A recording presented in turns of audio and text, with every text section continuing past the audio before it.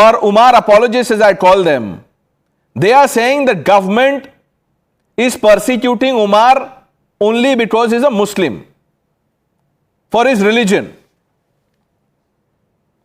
No, Pranesh, I am really glad that you came to me at the last, because it is important that we should be listening to all the concerns. And I'm totally surprised. I'm totally shocked that this is how conversations, this is how discourse normalizes such behavior. What was displayed by Umar and Sharjeel was nothing but destabilization of territory, destabilization of territorial integrity. I'm so glad Harshvardhan ji ने अभी हम सबको स्मरण कराया. We can have endless debate, Pranesh, on rule of law, role of courts, role of government, constitution, on what grounds bail can be given, on what grounds anticipatory bail can be given. But the fact of the matter remains. आपके viewers को, आपके दर्शकों को यह समझना जरूरी है law और कोर्ट के बियॉन्ड कि शर्जील ही वो आदमी है. इस पैनल में बैठा कोई भी व्यक्ति इस बात को डिस्प्यूट नहीं कर सकता है. वो शर्जील का वीडियो है कि चिकन नेक पे बस कब्जा करना है. सारा का सारा आसाम और सारा का सारा नॉर्थ ईस्ट वो हमारे कब्जे में आ जाएगा. इस शब्द का भी कोई बेल हो सकता है क्या? इस शब्द के पीछे भी कोई दुर्भावना हो सकती है क्या? इस शब्द के पीछे कोई परसिक्यूशन हो सकता है क्या? इससे ज्यादा मैलाफाइड, इससे ज्यादा इविल, इससे ज्यादा अस्थिर करने वाला और कुछ हो नहीं सकता. मैं क्षमा चाहता हूं. I am not speaking here as a BJP spokesperson. I am sorry. I am speaking here as a common citizen of India. Bharat Mata, हमारी अखंडता, हमारी एकता को चूर चूर करने वाला व्यक्ति अगर उसकी तुलना उसामा बिन लादेन से होती है तो होनी चाहिए. अभी मैं सुन रहा था हाजी साहब को, ये वो कह रहे थे कि उमर खालिद जी, शर्जील इमाम जी एक ऐसी दिग्विजय सिंह थे ना, बिन लादेन जी, हाफिज सईद जी. क्या होता है भाई? What sort of behaviour is this? This is how you normalize the radicalization, Pranesh. And today, I'm so glad, I'm so happy that we are having a conversation on this. You don't have faith in rule of law.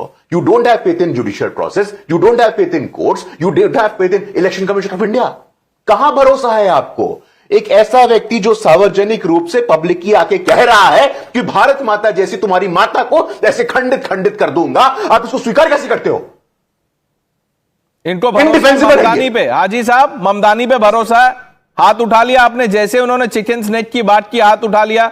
Sharjeel इमाम क्या कह रहे थे? ये chicken snack है क्या? अरे परनेश भाई, अगर सरकार के अंदर जो हमारी अदालतें बैठी हैं, उनके अंदर जो बीजेपी आरएसएस के लोग बैठे हैं, मैं उनसे सवाल पूछना चाहता हूं. एक मिनट. नहीं, एक मिनट. कोर्ट्स में आप कह रहे हैं कि आरएसएस के लोग बैठे हुए हैं. हाजी रंगरेज, सजा दिलाई है ना उन्हें? नहीं, एक मिनट. सजा तो जब होगी. आप कह रहे हैं कि कोर्ट्स में आरएसएस के लोग बैठे हुए हैं, इसीलिए फैसला आया है. सर, कंटेम्प्ट कुछ होता है, अगर आपको पता नहीं है तो निखिल से पूछ लीजिए. निखिल तो प्रैक्टिसिंग एडवोकेट है. गुरु प्रकाश भी पढ़ाते हैं, वो तो पढ़ाते भी हैं. तो जब शो खत्म हो जाए तो आप एक बार उनसे कंसल्ट कर लीजिएगा. इससे अभी से लॉयर से संपर्क बना के रखिए, क्योंकि ये क्लिप जब बाहर जाएगी तो शायद आपको जरूरत पड़ सकती है. मुझे यह बताइए, एक मिनट हाजी रंगरेज, एक मिनट. आपसे जब मैंने शुरुआत में कहा, आपने कहा नहीं हम सुप्रीम कोर्ट में तो मानते हैं लेकिन ये कोर्ट दबाव में. मुझे बताइए, प्रज्ञा सिंह ठाकुर का नाम आपने सुना होगा? बोलिए. हाँ, मैं आपकी बात के जवाब ही नहीं दे रहा. जब आप मेरे तो बोलने नहीं दे रहे तो क्या फायदा? मैं आपकी बात नहीं, बोलने के लिए ये क्या कोई कैंपेन स्पीच थोड़ी है? बोलने के लिए सवाल का जवाब दीजिए ना. साध्वी प्रज्ञा कितने दिन जेल में थी बिना बेल के, आपको पता है? रख रहा हूं, आप मेरी बात नहीं रखने दे रहे. नहीं, बात आपने रख दिया. आपने कह दिया जो बोलना था. आपको लगता है कि सुप्रीम कोर्ट में आरएसएस के लोग बैठे इसीलिए फैसला आया है. इसके बाद क्या बचता है?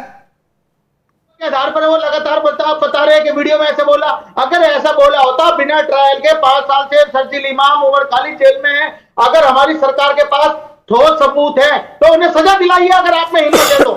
मगर ये जो आप लगातार बेबुनियाद आरोपों के ऊपर आप लोगों का भविष्य, लोगों की जिंदगी से जो जेल में काटी जा रही है. बहुत बढ़िया हाजी रंगरेज, बहुत अच्छी बात है कि लोगों के भविष्य के साथ नहीं खेलना चाहिए. मैं आपसे सहमत हूं. ये बताइए, 9 साल तक जेल में थी साध्वी प्रज्ञा विदाउट बेल. 9 साल. उनका भविष्य नहीं है क्या?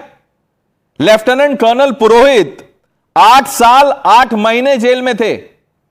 उनके भविष्य की बात कौन करेगा? आपको पता नहीं था उस समय भविष्य क्या होता है?